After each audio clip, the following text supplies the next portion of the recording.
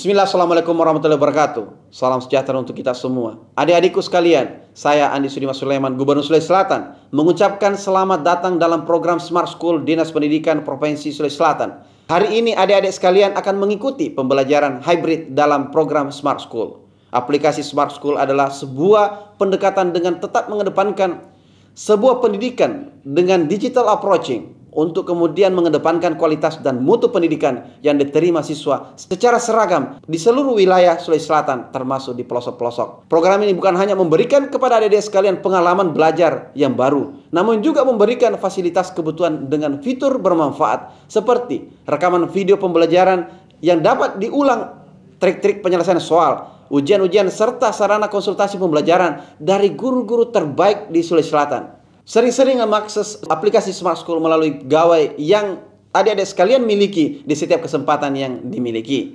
Untuk seluruh adik-adikku sekalian yang saya cintai, saya banggakan, selamat belajar dan semoga ilmu yang didapatkan bermanfaat untuk menambah pengetahuan pendidikan adik-adik sekalian. Salam kita pada salam. Assalamualaikum warahmatullahi wabarakatuh. Salam sejahtera untuk kita semua.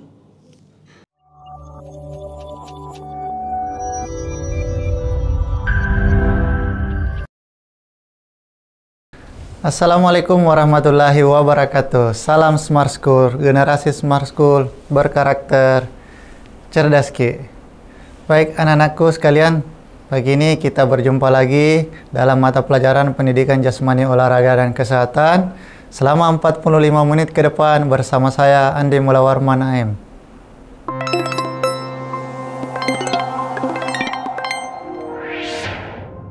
Oke, anak-anakku sekalian, pada kesempatan kali ini kita akan mempelajari teknik dasar permainan sepak bola, tentunya dengan pengembangan karakter.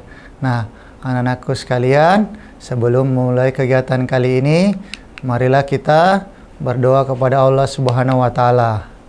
Semoga apa yang kita pelajari pada hari ini mendapatkan keberkahan dan keridhaan darinya, dan ilmu yang dipelajari akan menjadi manfaat dan untuk perkembangan kemajuan anak-anakku di masa yang akan datang. Untuk itu marilah kita berdoa bersama-sama. Baik, anak-anakku sekalian, pada kesempatan kali ini kita akan mempelajari sepak bola. Adapun tujuan pembelajaran dari materi kali ini, yang pertama adalah anak-anakku diharapkan mampu untuk menganalisis keterampilan gerak permainan sepak bola untuk menghasilkan koordinasi gerak yang baik dengan menjunjung tinggi nilai-nilai pendidikan karakter, yaitu disiplin, jujur, kerjasama, serta saling menghargai. Yang kedua, anak-anakku diharapkan mampu mempraktikkan hasil analisis keterampilan gerak permainan sepak bola untuk menghasilkan koordinasi gerak yang baik untuk dan menjunjung tinggi nilai-nilai disiplin, jujur, kerjasama, serta saling menghargai. Nah, pada kesempatan kali ini ada beberapa gambar yang akan Pak Arman tampilkan untuk meningkatkan ingatan anak-anakku, untuk merefresh kembali anak-anakku dan untuk meningkatkan kembali semangat belajar anak-anakku tentang permainan sepak bola. Nah, gambar yang Pak Arman tampilkan ini adalah gambar bintang lapangan sepak bola dunia yang pastinya wajahnya tidak asing lagi bagi kita semua. Siapa-siapa saja mereka? Mari kita lihat satu-satu. Nah, yang pertama, clue-nya adalah dia adalah pemain dari tim nasional Brasil. Dia juga adalah salah satu pemain dari klub Real Madrid dulunya. Nah, siapa dia? Dia adalah Roberto Carlos, ya. Dia adalah juara Piala Dunia tahun 2002. Yang kedua, dia meraih 3 kali juara UEFA Champions League pada tahun 1997, 1998, tahun 1999, tahun 2000, dan yang terakhir tahun 2001 dan 2002. Yang kedua, dia adalah peraih Golden Foot atau sepatu emas karena pada tahun 2008. Nah, Roberto Carlos ini adalah seorang bek kiri, bek kiri handal yang dimiliki timnas Samba Brasil, ya, karena kemampuannya dia memiliki tendangan geledek yang luar biasa, Ya, dia mampu menghasilkan sebuah tendangan pisang. Terbukti berkat golnya yang tendangan pisang dihasilkan pada saat Piala Dunia waktu melawan tim nasional Prancis, dan itu golnya sangat terkenal sampai hari ini. Nah, itu adalah sedikit tentang Roberto Carlos. Selanjutnya, ayo, siapa dia? Nah, anak-anakku pasti tahu pesepak bola ganteng ini berasal dari Inggris. Nah, namanya adalah David Beckham. Siapa yang tidak mengenal sosok ini? Dia adalah pemilik salah satu tendangan bebas terbaik yang dimiliki timnas Inggris. Dia pernah bermain bersama Manchester United dan memiliki rekor yang luar biasa. Apa saja rekornya? Ini dia. Dia adalah pemain dengan gaji tertinggi di MLS League. MLS League itu adalah Liga Amerika. Tak tanggung-tanggung, gajinya adalah 6,5 juta US dollar per tahun. Bayangkan gaji sebesar ini untuk kurs rupiah 14.000 untuk Indonesia, berapa gajinya. Nah, dia juga adalah peraih UEFA Champions League atau Liga Champion Eropa, liga yang sangat keren, liga yang sangat besar, liga yang sangat spektakuler, di mana pemain-pemain indah beratraksi di lapangan hijau. Namanya UEFA Champions League. Dia adalah juara pada tahun 1997 dan 1998. Serta juara pada tahun 1998 dan juara pada tahun 1999 bersama tim yang dikenal dengan julukan Setan Merah, Manchester United. Nah, anak-anakku pasti tahu dan pernah dengar klub yang bernama Manchester United. Nah, selanjutnya yang ketiga adalah ini ya lelaki ganteng yang berasal dari Turin, kota Torino di Italia. Namanya dia adalah salah satu pemain dari Juventus. Ayo, anak-anakku pasti sudah tahu. Namanya adalah Alessandro Del Piero. Dia juara Piala Dunia 2006 di Jerman. Dia adalah seorang top scorer sepanjang masa Juventus dengan mencetakkan 199 gol. Dia juga adalah peraih UEFA Champions League pada tahun 1995 dan 1996. Apa kelebihannya? Dia adalah seorang gelandang serang sekaligus sebagai striker, memiliki tendangan bebas yang sangat luar biasa. Kehebatannya bisa kalian saksikan di lapangan hijau di masa-masa periode tahun 2000-an sampai tahun 2020-an. Yang terakhir, yang paling familiar di antara kita, salah satu kapten tim dari PSM Makassar, ya. Flim juga adalah idola saya, ya. Dia adalah pemain dari Belanda, kapten PSM Makassar yang memiliki gocekan indah, pemilik tendangan maut, dan yang paling penting, dia adalah roh dari tim dari PSM Makassar. Dia adalah William Pluim. Dia mengantarkan PSM Makassar menjadi juara pada Piala Indonesia tahun 2018. Saat itu mengalahkan Persija Jakarta dengan skor 2-1. Yang kedua, di PSM Makassar dia telah mencatatkan 26 gol sejak tahun 2016. Nah, yang ketiga, dia adalah pemilik tendangan bebas indah. Salah satu pemain yang menjadi idola kita semua di Liga Indonesia saat ini, ya. Bagaimana dia mampu menghasilkan sebuah gol dari sebuah sepakan indah pada tendangan bebas. Nah, itu adalah beberapa selebritas lapangan hijau yang tidak asing lagi wajahnya bagi anak-anakku sekalian. Nah, selanjutnya mari kita lihat ukuran lapangan sepak bola. Nah, anak-anakku pasti sudah paham dengan ukuran lapangan sepak bola. Jadi, panjang lapangan sepak bola itu untuk ukuran yang nasional 100 sampai 110 meter. Dan untuk lebarnya adalah 64 sampai 75 meter. Nah, anak-anakku sudah tahu ukuran panjang dan lapangan bola, sehingga anak-anakku bisa ketika mendapatkan tugas dari pemerintah desa atau pemerintah daerah dibantu untuk membuat lapangan, bagaimana standar lapangan sepak bola itu, maka anak-anakku sudah bisa membuatnya.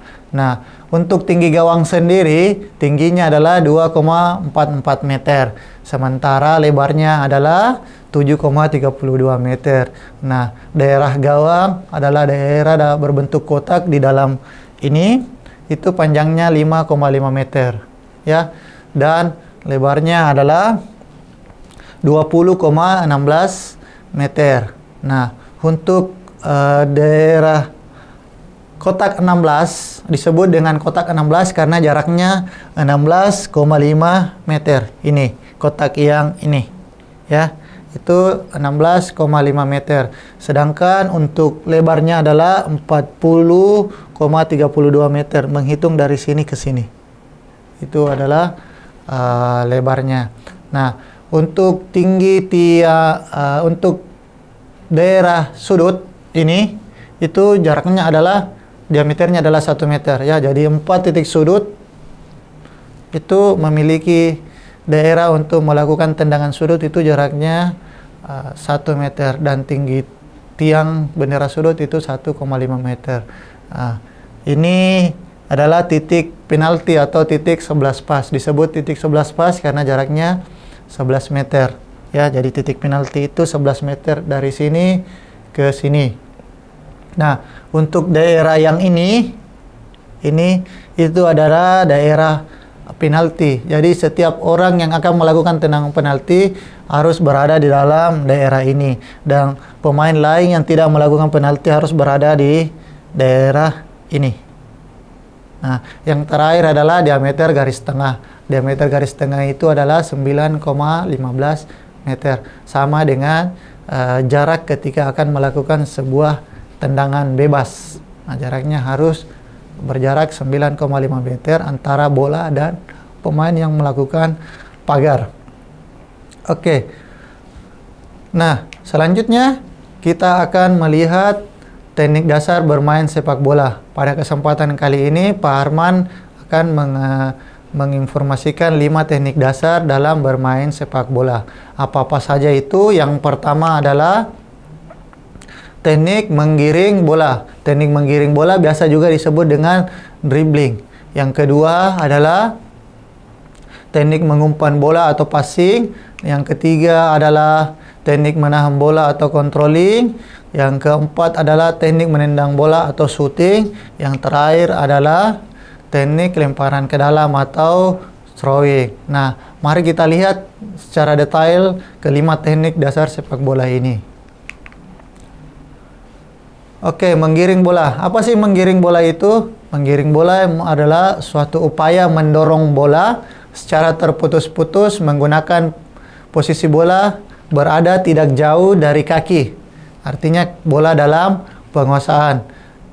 Sembari berlari untuk mencapai tujuan tertentu pada permainan sepak bola. Nah, menggiring bola ini ada 3 teknik menggiring bola yang biasa dilakukan. Yang pertama, menggiring bola menggunakan kaki bagian dalam. Yang kedua, menggiring bola menggunakan kaki bagian luar. Dan yang ketiga, menggiring bola menggunakan punggung kaki. Nah, untuk menggiring bola menggunakan kaki bagian dalam, anak-anakku boleh memperhatikan gambar berikut. Nah, bagian kaki yang menyentuh bola atau bagian kaki yang kontak dengan bola adalah bagian yang berwarna merah antara mata kaki dan ujung kaki. Nah, untuk menggiring bola dengan kaki bagian luar, perhatikan ya gambar sepatu ini. Nah, daerah yang berwarna merah itu adalah daerah kontak antara kaki dengan bola. Nah, sedangkan untuk menggiring bola menggunakan punggung kaki, anak-anakku bisa melihat bagian yang kontak dengan bola adalah bagian yang tali sepatu. Oke. Dari penjelasan ini, saya berharap anak-anakku sudah paham tentang teknik menggiring bola. Selanjutnya, untuk teknik berlatih menggiring bola ada dua teknik yang Pak Arman akan sajikan. Yang pertama, teknik bola menggiring searah, ya seperti ini. Jadi anak-anakku bisa berkelompok 5 sampai 5 orang masing-masing memegang bola. Maka kalian menggiring bola membentuk sebuah lingkaran, bisa saja bersearah dengan jarum jang arah caranya menggiring, terus gunakan kunci atau tiang bendera sebagai rintangan atau halangan. Nah, ini bisa dipraktekkan di daerah anak-anakku masing-masing. Nah, yang kedua, kalian bisa membentuk lapangan yang berukuran 10 kali 10 meter. Nah, kalian bisa menggiring 3 sampai 5 orang. Nah, masing-masing orang menggiring bebas ke arah kemana arah kalian menggiring. Nah, jadikan teman yang menggiring sebagai hambatan atau rintangan. Nah, seperti gambar yang ada pada layar kalian. Nah, ini adalah dua bentuk latihan menggiring yang Pak Arman tampilkan. Namun ini tidak menutup kemungkinan anak-anakku punya metode dan latihan yang menggiring yang lain. Nah, ini tergantung dari kenyamanan kalian. Kalian bisa menggunakan latihan menggiring ini. Pak Arman hanya tampilkan dua bentuk, ya, dari beberapa bentuk yang bisa kalian lakukan untuk teknik menggiring bola. Nah, oke, saya pikir untuk teknik menggiring bola anak-anakku sudah paham. Selanjutnya adalah teknik mengumpan. Teknik mengumpan biasa disebut dengan passing. Nah, apa sih teknik mengumpan itu? Yaitu teknik yang memberikan bola kepada teman dalam menyusun serangan agar strategi pemain berjalan dengan baik. Nah, jadi kata kunci dari mengumpan adalah memberikan bola kepada teman, ya. Kata kuncinya adalah memberikan bola kepada teman. Nah, ada dua teknik mengumpan yang akan kita pelajari pada kesempatan kali ini. Yang pertama adalah mengumpan dengan menggunakan kaki dalam.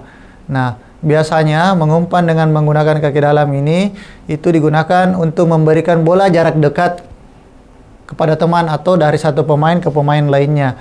Nah, anak-anakku bisa perhatikan dari gambar yang Bapak tampilkan bahwa mengumpan menggunakan kaki dalam itu seperti ini modelnya, ya. Jadi perkenaan bola dengan kaki sama dengan ketika kalian melakukan menggiring tadi, cuman diberikan tekanan berlebih pada saat mengumpan.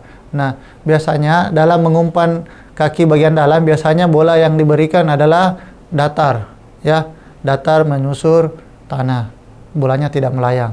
Biasanya mengumpan dengan kaki bagian dalam karena penggunaan ini adalah memberikan umpan kepada teman yang lebih dekat. Nah, itu yang pertama. Yang kedua, mengumpan dengan kaki bagian luar. Jadi mengumpan dengan kaki bagian luar itu biasanya digunakan pada saat memberikan bola jarak jauh dari satu pemain ke pemain lainnya. Artinya ketika kita memberikan bola kepada teman yang jauh, nah biasanya teknik mengumpan dengan kaki luar biasa digunakan.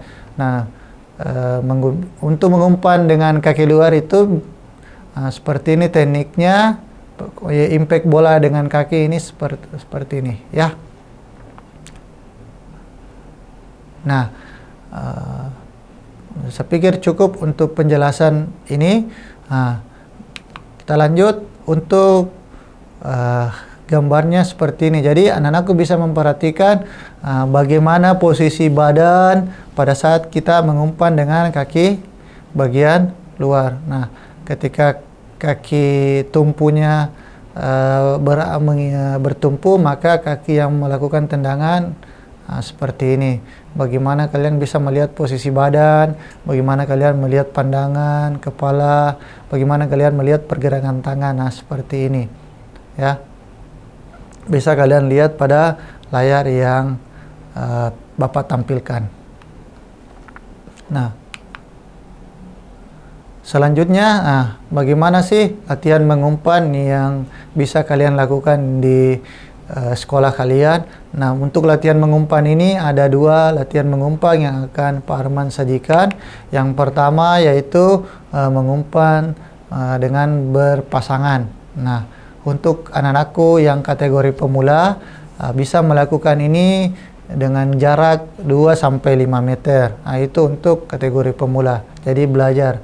Jadi kalian mengumpan dengan menggunakan kaki bagian dalam. Nah, seperti gambar di sebelah.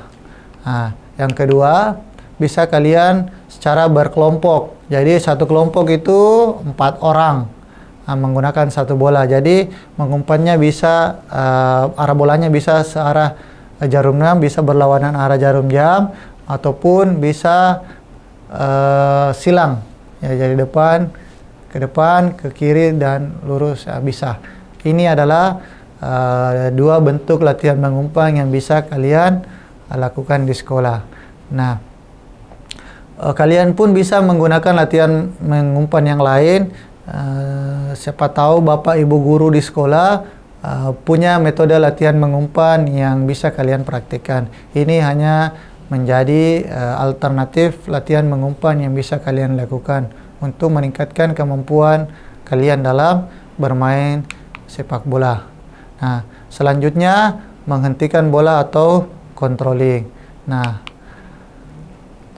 apa sih controlling itu? Jadi teknik controlling itu bertujuan mengontrol bola termasuk mengalihkan aliran bola, menghentikan irama permainan, dan kemudian memudahkan pemain untuk melakukan passing atau umpan kepada rekan setimnya.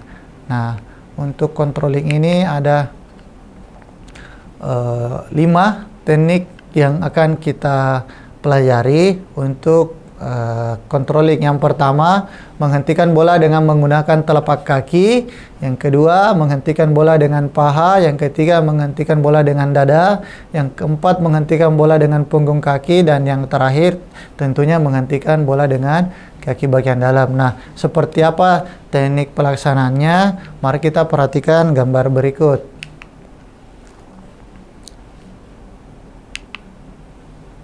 Nah, yang pertama, menghentikan bola dengan telapak kaki. Nah, biasanya untuk menghentikan bola dengan telapak kaki itu digunakan ketika kita menerima bola dari atas atau bola melayang. Nah, itu yang pertama. Yang kedua, ketika kita menerima bola dari bola yang menyusur tanah. Nah, bisa kita menggunakan kontrol bola menggunakan telapak kaki seperti pada gambar.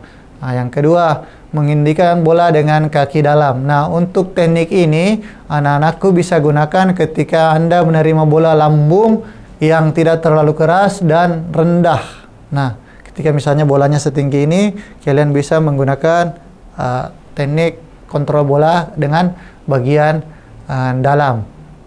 Nah, yang ketiga, kontrol bola dengan kaki bagian luar itu bisa digunakan ketika misalnya anak-anakku akan mengecoh pemain lawan. Misalnya ketika Anda akan menggiring bola ke kanan, ternyata di kanan ada lawan, kalian boleh menggunakan kontrol bola kaki luar untuk membawa bola ke kiri, supaya kalian bisa mengecoh pergerakan lawan. Nah, yang keempat, mengontrol bola menggunakan perut. Biasanya teknik ini digunakan untuk menerima bola yang datangnya setinggi perut, atau ketika Anda menerima bola yang melenting dari tanah dan ketinggian lingkungannya bisa digunakan yang ketinggian perut. Nah, ini salah satu juga teknik kontrol bola yang bisa kalian pelajari. Nah, untuk kontrol bola dengan telapak kaki ini bisa kalian gunakan secara teknik ini secara berpasangan. Jadi teman kalian memberikan bola seperti gambar, jadi bola melenting sekali dan kalian bisa kontrol atau hentikan bola menggunakan telapak kaki. Itu salah satu teknik mengontrol bola. Ataukah ini 4 gambar ini. Yang pertama, ketika mengontrol bola menggunakan telapak kaki seperti pada gambar A, itu Anda boleh membuang bola sendiri dan Anda boleh kontrol sendiri menggunakan telapak kaki.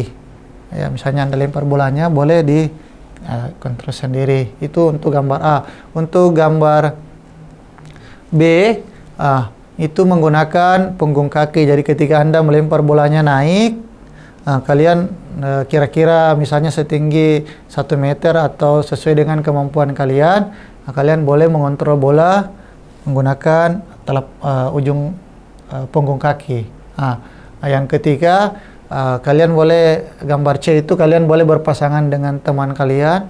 Jadi teman menjadi bantuan, jadi bola dilemparkan oleh teman, kalian bisa mengontrol bola menggunakan paha kiri atau paha kanan. Yang keempat, ketika kalian mengontrol bola dengan dada, itu bisa kalian lakukan dengan meminta bantuan teman. Jadi bola yang Anda terima datangnya setinggi dada.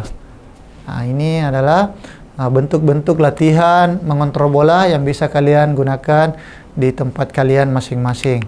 Jadi selanjutnya teknik menendang bola. Nah, untuk teknik menendang bola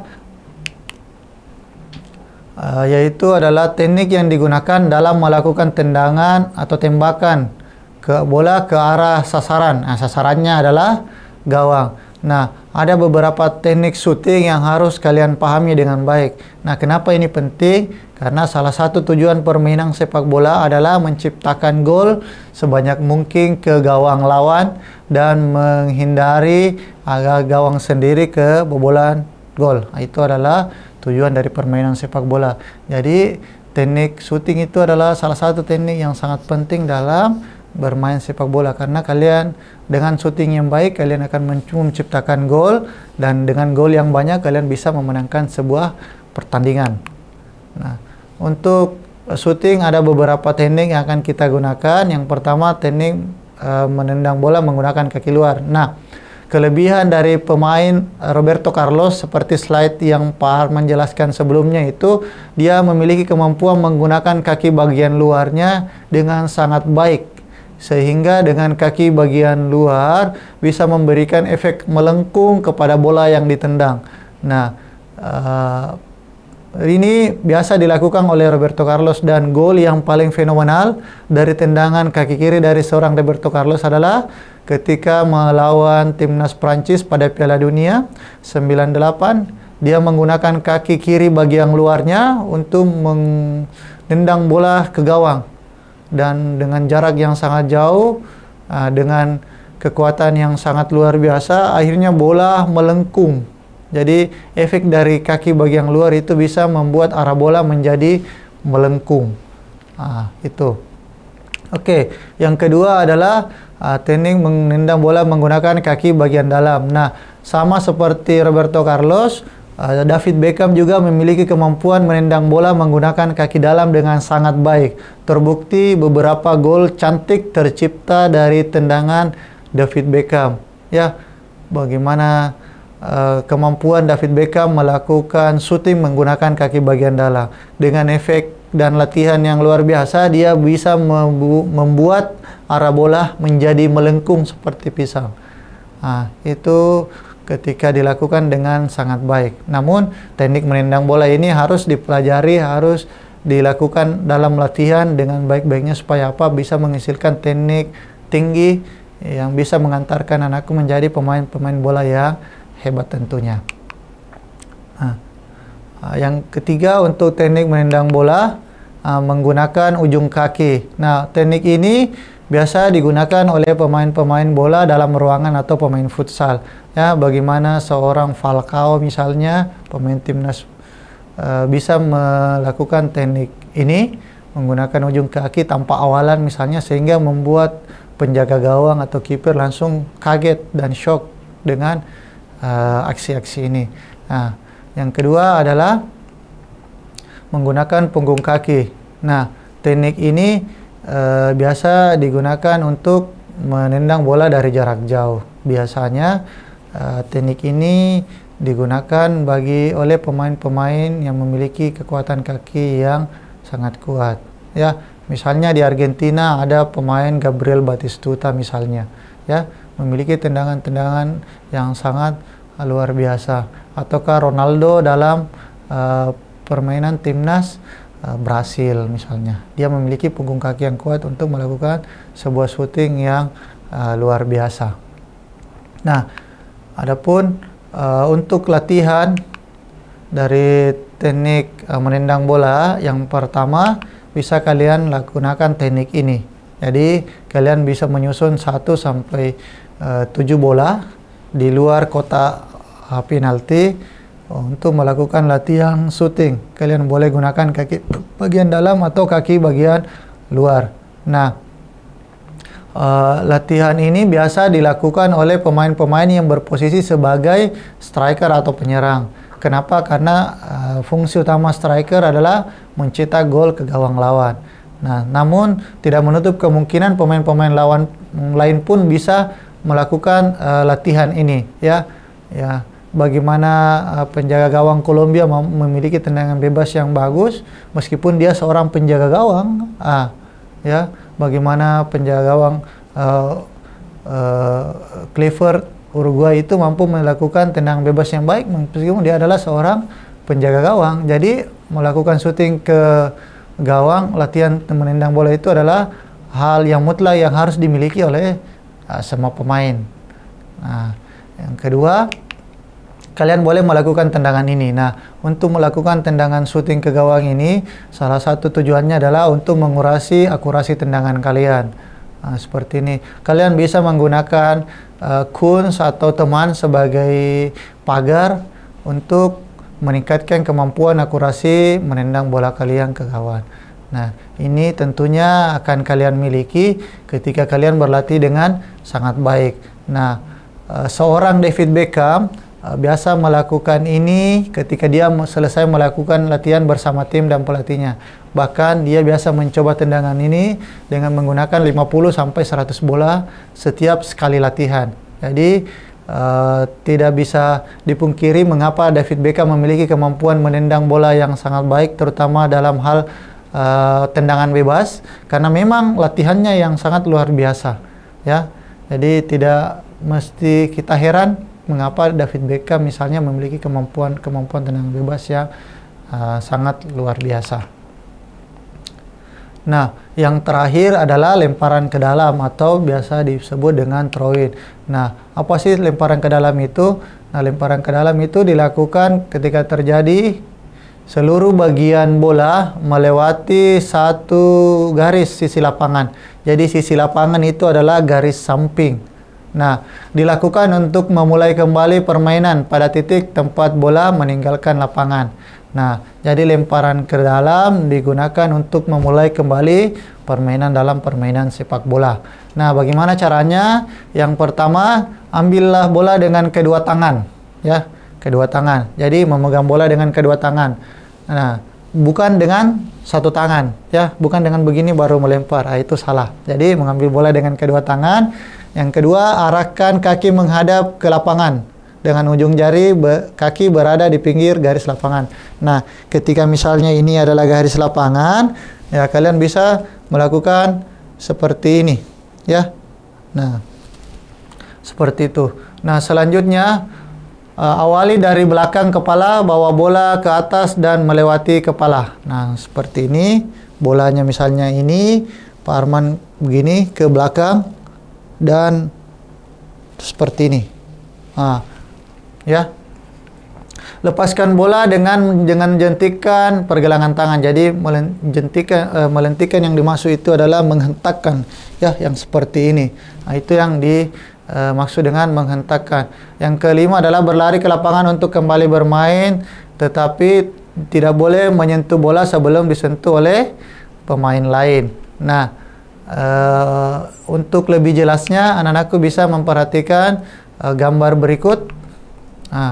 Seperti ini teknik melempar bola atau throw-in dalam permainan sepak bola, ya. Jadi kalian tidak boleh menginjak garis, berdiri dengan posisi berdiri sempurna seperti ini. Nah, beberapa kesalahan yang dilakukan dalam lemparan ke dalam, yang pertama adalah kalian menginjak garis. Nah, untuk kalian yang melakukan lemparan ke dalam itu pada aturannya tidak boleh menginjak garis. Jadi kalian harus berada di luar garis. Yang kedua, kalian mengangkat salah satu kaki. Nah, seperti ini misalnya. Nah, itu tidak boleh.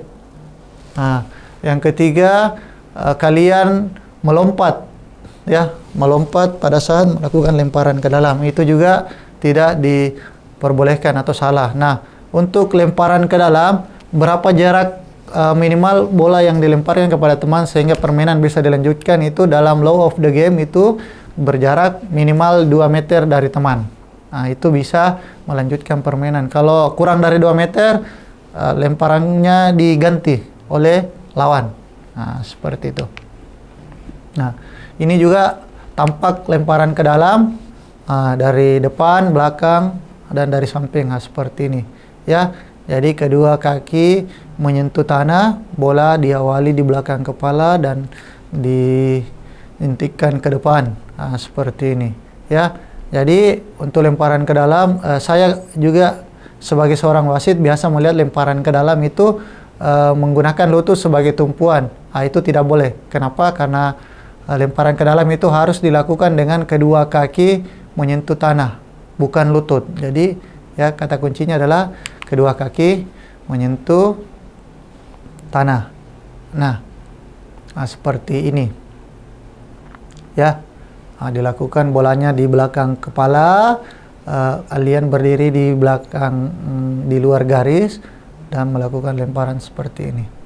Nah, ada juga saya temukan ketika melakukan lemparan ke dalam, misalnya ketika misalnya temannya di sana untuk mengecoh lawan, dia kadang-kadang seperti ini gayanya, baru seperti ini. Nah, itu juga salah. Ya, jadi yang benar itu adalah melempar bola ke arah teman. Ya, seperti ini. Kalau temannya di sana, lemparnya bola seperti ini. Jangan begini baru begitu. Nah, itu juga salah. Ya, itu beberapa kesalahan-kesalahan dalam lemparan ke dalam yang biasa dilakukan oleh pemain. Nah, untuk lemparan ke dalam ini kita tahu betul salah satu pemain timnas Indonesia yang bermain di Liga 2 Jepang, ya, seorang sayap pemain bertahan bek kiri namanya Pratama Arhan, itu memiliki lemparan ke dalam salah satu yang terbaik. Ya, kenapa? Lemparan ke dalam bisa digunakan sebagai salah satu cara dalam menyusun serangan dalam permainan sepak bola. Ya, bagaimana kita lihat Pratama Arhan bisa menghasilkan sebuah lemparan ke dalam yang sangat baik, yang bisa dikonversi menjadi gol pada saat timnas Indonesia bermain. Ya, lemparannya luar biasa keras dan kuatnya. Ya, mungkin karena faktor latihan yang dilakukan pada saat berlatih bersama Sintayong di timnas Indonesia. Nah, selanjutnya anak-anakku sekalian, untuk materi tambahan bisa kalian pelajari melalui scan barcode yang Bapak tampilkan di layar. Ini tentang materi-materi dasar dalam permainan sepak bola. Saya berharap apa yang kalian dapatkan pada kesempatan ini bisa menjadikan manfaat dan bernilai, memiliki keberkahan sehingga anak-anakku mampu menjadi pemain-pemain yang hebat. Kenapa? Di Sulawesi Selatan sebenarnya banyak pelatih-pelatih yang hebat yang memiliki lisensi B, C, D yang ada di Sulawesi Selatan, di seluruh penjuru kabupaten kota yang ada di Sulawesi Selatan. Selain wasit pun, Pak Arman juga adalah seorang pelatih berlisensi D. Nah, saya berharap Bapak Ibu guru mampu mentransferkan ilmu tentang teknik dasar bermain sepak bola kepada anak-anakku sekalian. Di Sulsel pun di 24 kabupaten kota banyak sudah banyak sekolah sepak bola SSB. Ya, bahkan di Kota Makassar itu banyak sekolah SSB yang hebat yang bisa mewakili daerah kalian ke tingkat yang lebih tinggi lagi. SSB yang ada mulai dari kelompok umur 12 tahun, 13 tahun, 15 tahun, dan 17 tahun. Nah, anak-anakku bisa mengembangkan potensi dan bakat kalian dengan bermain sepak bola melalui SSB yang ada di daerah. Karena kemampuan bermain bola kalian itu tidak bisa kalian kembangkan kalau hanya dalam pelajaran sepak bola di sekolah saja. Kalian harus meningkatkan kemampuan kalian melalui kursus atau mengikuti sekolah sepak bola yang ada di daerah-daerah kalian. Itu akan sangat membantu dalam meningkatkan kapasitas dan kemampuan kalian. Pak Guru berharap dengan kalian mengikuti SSB itu, dengan kalian bergabung di SSB itu, kalian mampu menjadi calon-calon pemain tim nasional sepak bola Indonesia di masa-masa akan datang. Nah, timnas kita sendiri sekarang di masa Sintayong saya anggap salah satu era keemasan timnas Indonesia. Kenapa?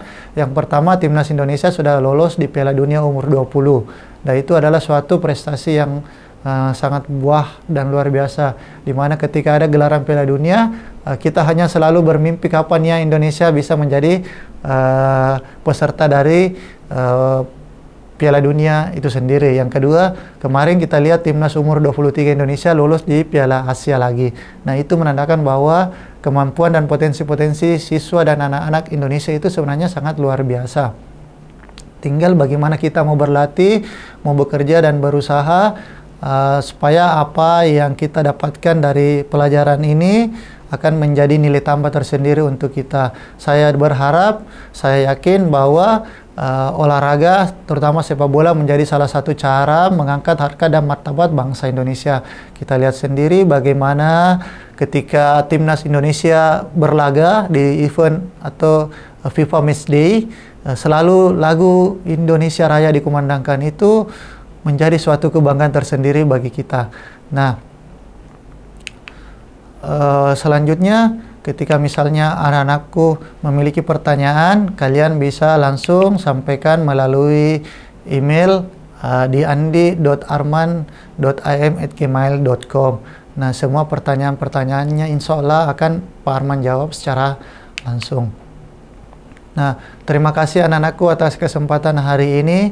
Pak Arman yakin dan percaya bahwa apa yang Pak Arman sampaikan ini adalah sebuah titipan dari Allah, karena pada dasarnya Pak Arman adalah bukan manusia yang sempurna. Dan untuk kalian yang memiliki pertanyaan, kita bisa sharing-sharing secara langsung. Demikian dari Pak Arman. Mohon maaf atas segala kekurangan. Wabillahi taufiq wal hidayah. Wassalamualaikum warahmatullahi wabarakatuh. Dan sampai jumpa.